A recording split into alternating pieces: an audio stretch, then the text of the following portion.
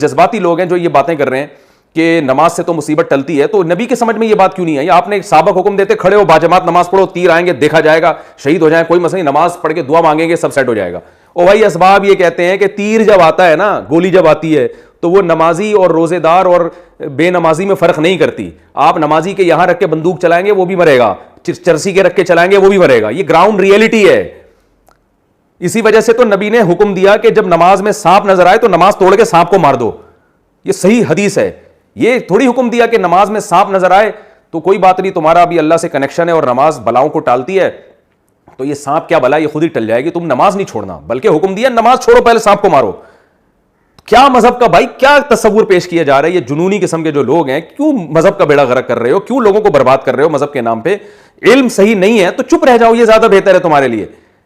تو یہ نبی صلی اللہ علیہ وسلم کی تعلیمات ہے جو میں آپ کو بتا رہا ہوں. اب آپ دیکھیں, آپ صلی اللہ علیہ وسلم نے وہ تمام اسباب اختیار کیے غزوہ خندق میں.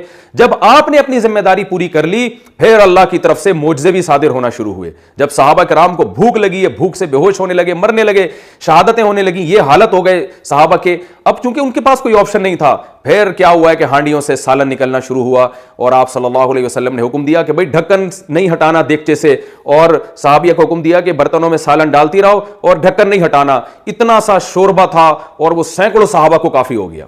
اب اللہ کی طرف سے معجزے ہوئے ہیں, اب اللہ کی مدد آئی ہے. آپ اپنی ذمہ داری بھائی پوری کرو, چاہے وائرس کے بارے میں ہو, چاہے وہ کورونا وائرس کے بارے میں ہو, چاہے وہ صحت کے بارے میں ہو, چاہے وہ ڈیفنس کے بارے میں ہو. اپنی ذمہ داری آپ نے پوری احتیاطی تدابیر کرنی ہے.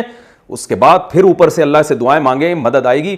پیڑے کھانے کے بعد آپ دعا مانگو گے, مدد نہیں آتی اللہ تعالیٰ کی, مرواؤ گے آپ لوگوں کو. تو یہی ہو رہا ہے. آپ جو ہے نا اس طرح کی فضول قسم کی باتیں, جو بے روزگار کم بخت گھر میں پڑا ہوا ہے اس کو کہا جاتا ہے کہ جاؤ یار کچھ پڑھو لکھو کچھ کام کرو. نہیں جی, رزق تو اللہ کے ہاتھ میں.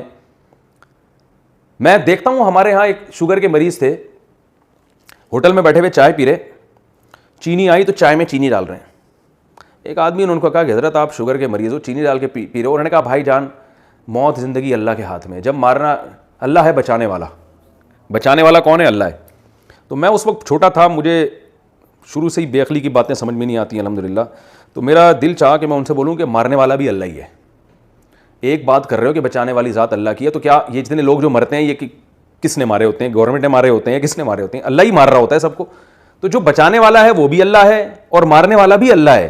اور اللہ کا قانون یہ ہے کہ جو کوشش کرتا ہے اکثر اس کو بچا لیا جاتا ہے, جو کوشش نہیں کرتا وہ اکثر مر جاتے ہیں.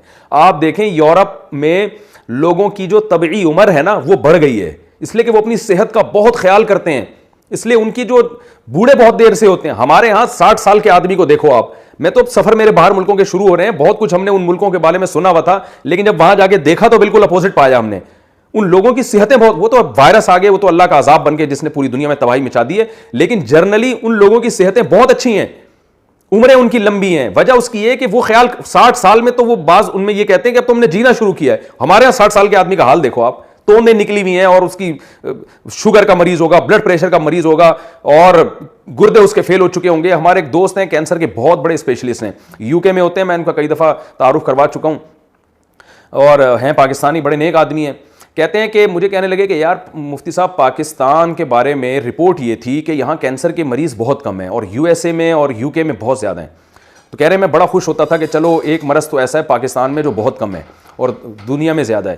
کہہ رہے ہیں جب میں پاکستان آیا اور میں نے ہسپتالوں کا وزٹ کیا تو پتہ چلا کہ یہاں کینسر کی بیماری بہت زیادہ ہے, صرف زیادہ نہیں بہت سے بھی زیادہ ہے. تو کہہ رہے ہیں پھر میں نے کہا یار رپورٹ کیوں نہیں ہے؟ پتہ چلا کہ یہاں رپورٹ تیار ہی نہیں ہوتی ہے, یہاں کوئی ڈاکومنٹ بنتے ہی نہیں ہے کہ کتنے مریض ہیں اور کتنے نہیں ہیں. کہہ رہے ہیں ہسپتالوں میں جا کے پتہ چلا بھائی یہاں تو, اور خاص طور پر بریسٹ کینسر جو خواتین میں ہو تو بہت ہی زیادہ ہے. تو وجہ کیا ہے بھائی؟ یہ کیا شریعت کی تعلیمات ہیں؟ کیا صحابہ ایسے تھے؟